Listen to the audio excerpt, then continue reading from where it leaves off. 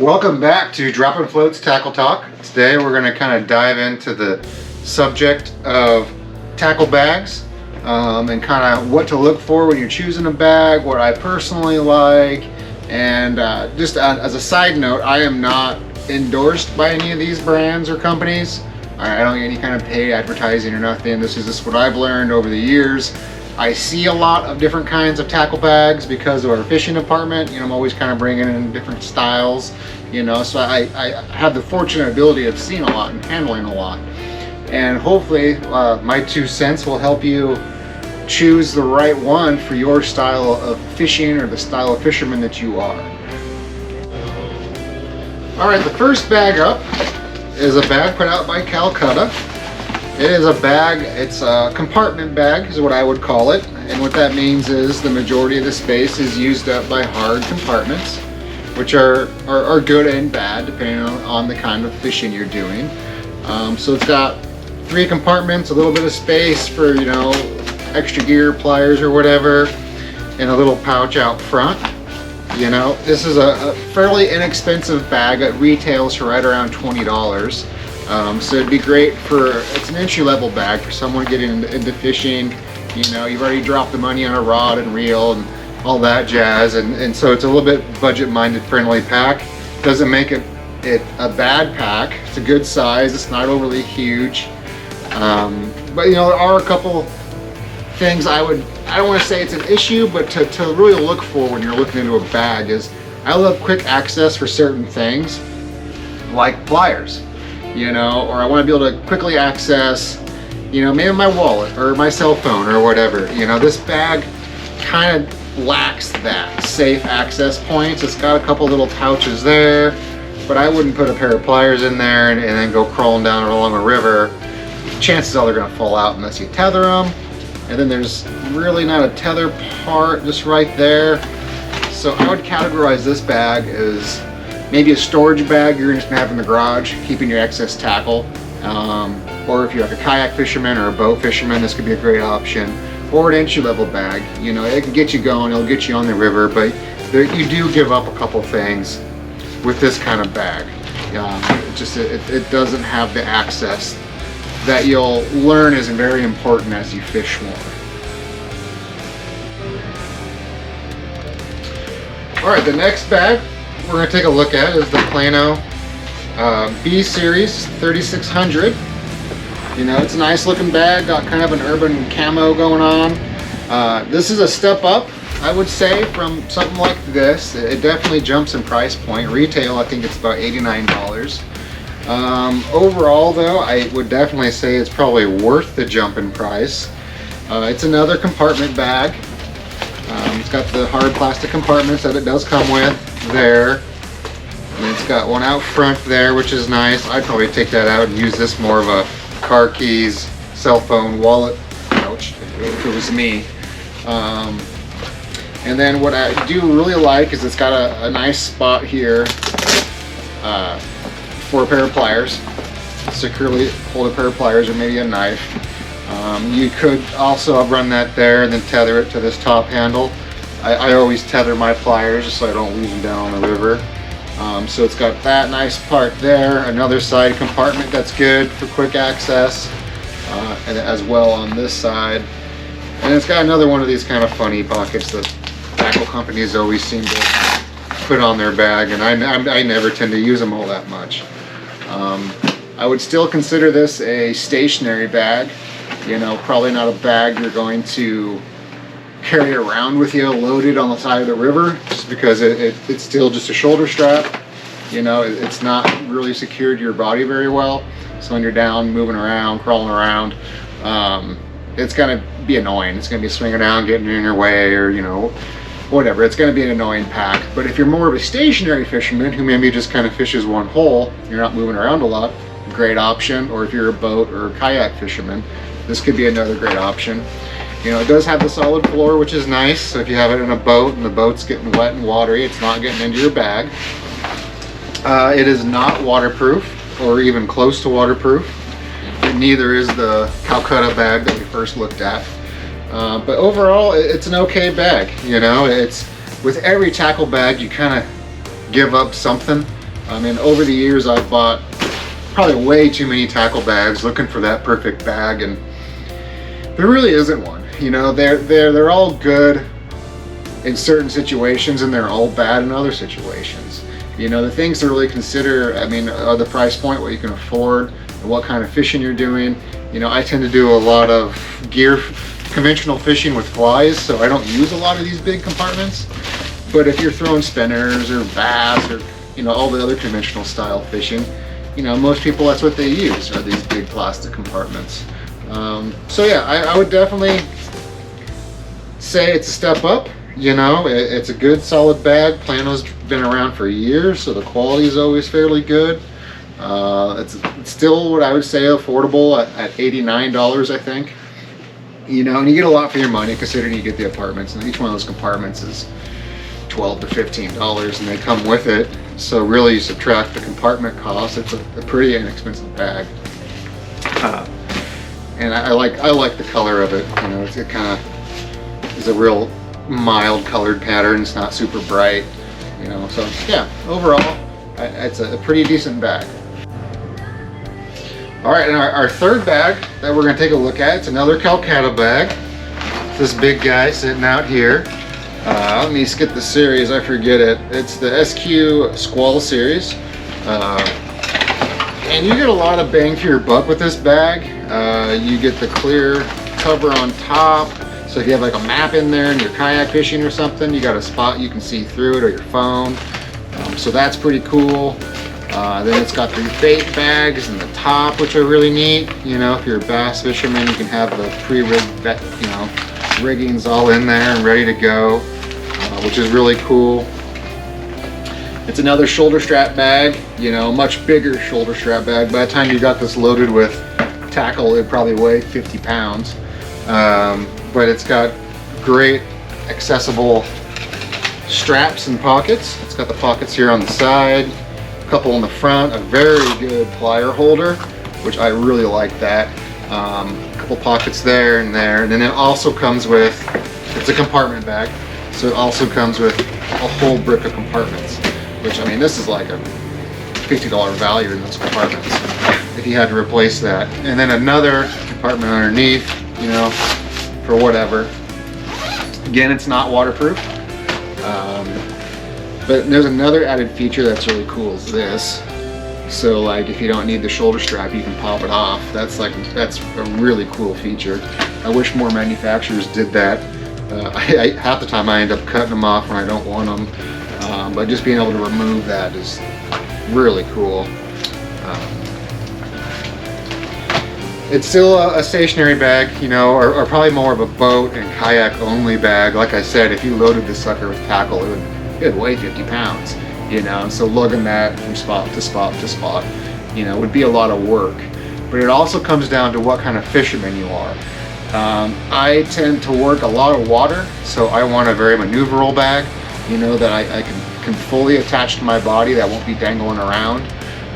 That way, when I'm, you know, working down through the stream, you know, I'll work 2, 3, 4, 5 miles worth of river, and having, you know, what I call a stationary bag flopping around, it would get old in a hurry. So kind of what leads me to the next thing. These are like stationary bags, or what I'd call stationary.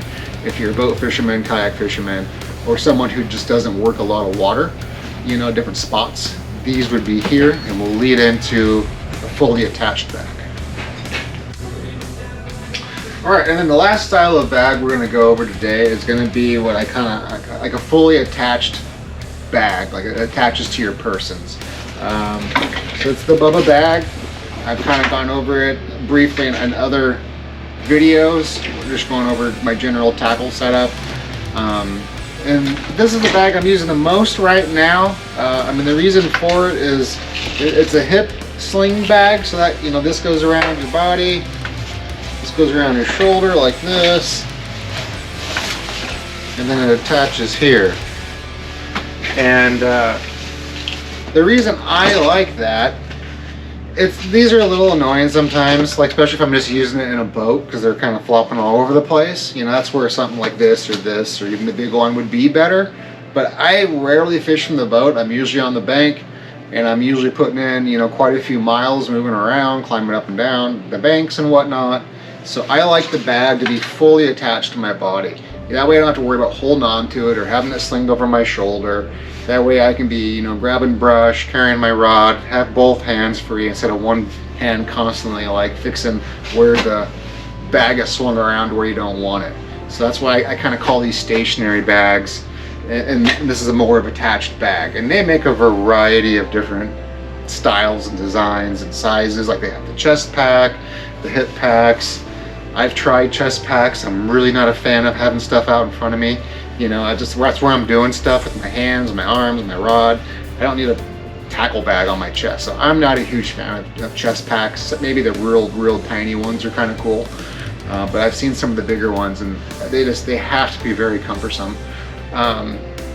And kind of the key points that I mentioned about these that I like about this bag is it's got a little spot for my pliers. I do tether them. It has an actual anchor point for a tether, which is really cool. I'm not just trying to, you know, do it onto a handle or something. Going out in front, it's got a spot for a leader caddy, which is awesome. This front pocket I actually don't even really use. You know, I might throw my car keys or something in there. It's a quick, accessible little pouch. And then I really like this pocket. It's because it's fully waterproof. So that's usually where I, you know, put stuff that I don't want to get wet. Because I do get the bag wet from time to time. It's like 3/4 waterproof, which is kind of funny, but you know, I guess I'll take that over being completely not waterproof. And it opens up. It's not a compartment bag, so it does not come with compartments. So it's pretty open. It's got some good storage on the sides, and I have a base set of what I carry. I carry lots of different floats that I keep on the side, different sizes and shapes, because I mainly just use one bag for steelhead and trout fishing. So I'll have some bigger floats and some smaller floats, and I don't want to have to always be constantly changing in and out from my storage tackle box that I do have in my garage. I have a great big hard-sided that I use just for storage of stuff. Not necessarily, I'm not going to take that to the river. And so I do carry a variety of floats, even when I'm, you know, trout fishing or I'm steelhead fishing. I've got both sizes in here, just so I don't have to try to keep track or get down to the river and, you know, oh, I forgot that. And when I'm fishing, I usually just have one or the other. Like this is more of my steelhead box. This is more of a trout box. You know, if I'm doing for both, obviously I'll take them both. But I try to keep my bag as light as I can. That's like one main like kind of problem with tackle bags is they make them this size and the fisherman tends to fill them with all this stuff that you may or may not need. So I try my darndest to keep it to a minimal as I can. You know, that makes it a little harder when I'm fishing two different species out of the same bag. But like if I know I'm going trout fishing, I'll leave this at home. Which, I mean, that's quite a bit of weight, and now all of a sudden I'm not carrying around. Or if I'm going to a fishery that doesn't allow plastic baits, then obviously I'll leave those at home. But aside of my different trout and steelhead flies, I do always carry this little container of hard beads. I'll fish these for both species, probably mainly for trout because they're pretty small. But I usually always have this with me. And I always have my polarized, you know, I wear glasses, so I always have my polarized glasses with me as well. All right, now jumping back in here to, you know, what I always carry with me versus, you know, maybe what I'm going to fish on certain rivers or what's allowed. I think I left off talking about, you know, if I'm fishing a river that doesn't allow plastic baits, then I'm obviously not going to carry them. I try to keep my pack as light as possible. But some of the stuff I always carry are like this little tackle box with my terminal tackle. And I also very much like this right here. It's a little sunscreen made by Fish Pond. It's a little like deodorant stick style thing. I always carry that. It's awesome. I always have in my pouch. And I usually have like chapstick, just like basic stuff like that. But again, and a lighter. You never know. You might need a lighter. I try to keep it as light as I can. You know, this Bubba bag is a pretty good bag. I just wish it was just a smidgen smaller. You know, because like I stated earlier, like fishermen, you buy a bag this big, then you're going to fill it full of tackle that you may or may not be needing. You know, I see it a lot, and it's kind of like a local laugh that we laugh about. And we don't mean it in a bad way, but when I'm down fishing during the kind of prime season with a lot of tourists, you know, we always see that guy that has a full backpack, a chest bag, a huge net, you know, a wading staff, and 2 rods. You know, and a lot of us locals kind of chuckle about it because he's carrying enough tackle and gear to fish for, you know, 15 months, you know, and he's here for a day or two. You know, that's what I mean by, if you buy a bag this big, you're going to fill that bag that full of tackle. And not to say I don't own a lot of tackle, which I do, but I don't carry it all with me at all times. You know, that's why I have a hard-sided Plano tackle box that just lives on a shelf. And that's where I kind of use that as my little mini warehouse, and then I pull stuff out into this bag when I'm going to head down to the river. You know, so I recommend maybe trying to get into something like that, and always work towards carrying less, because you're always going to end up carrying way more than you need. You know, it's just kind of nature of the beast with fishermen and their tackle. And to choose the right bag, you know, that's really hard. The criteria I like to use is, you know, what kind of fisherman am I, or what kind of fishing am I going to be doing that day? You know, if I'm planning, you know, a 6-mile hike somewhere down along the river and fishing my way back, you know, obviously I'm not going to be carrying this, you know. But if I'm going to go with a buddy, you know, I might have in his boat or in my kayak, I might have a tackle bag more like this because it's more suitable to that situation. So that's kind of how you want to choose it. You know, what kind of fishing am I doing? How, and the accessibility, that's another big one for me. Is there quick, easy, accessible things for the items I'm going to use constantly, like my leader thing. I'm always using that. I'm always using my pliers. It'd be really annoying if I had to go in, do this, get my leader out, do that, then put it all back. That'd be really annoying. I think anybody would find that annoying, and it costs you fishing time. You know, in our society, it's like finding that half a day, or, you know, to go down and to spend that on the peaceful river fishing is probably fewer and fewer for most people. So you want to be wasting your time digging through your pockets trying to find your leader, or just when you go to choose that tackle bag or go from one to the other, really think about what style of fishing am I going to be doing, or do I do most often? You know, so that way the bag works the most often versus, you know, buying one whimsically because you like the color or the brand, or, you know, it was on sale. Don't get caught into that. You know, okay, it was 20% off. It's an okay bag. I'm going to get it just because it was cheap. Well, guess what? You're going to find it, not like it, end up buying another bag, and then it costs you more than if you just went with the bag that you found you liked that met your needs. You know, my needs are what kind of fishing, accessibility, and I do truly like having a fully true waterproof pocket. That's like one of the best features of this Bubba bag, is having that truly waterproof pocket. I mean, I've completely submerged this thing, slipping and falling in, and, you know, in here it gets wet, that gets wet, all the other pockets are wet, but that truly waterproof pocket does not have a drop of water in it, which is I find pretty awesome. You know, most manufacturers, I feel, should start doing that at some point. Have just one little pocket that's fully, truly waterproof. I know it costs money for waterproof materials and all that, but enough off of that tangent. You know, so, you know, hey, thanks for watching. You know, please like and subscribe. You know, the channel's slowly growing, which is really cool.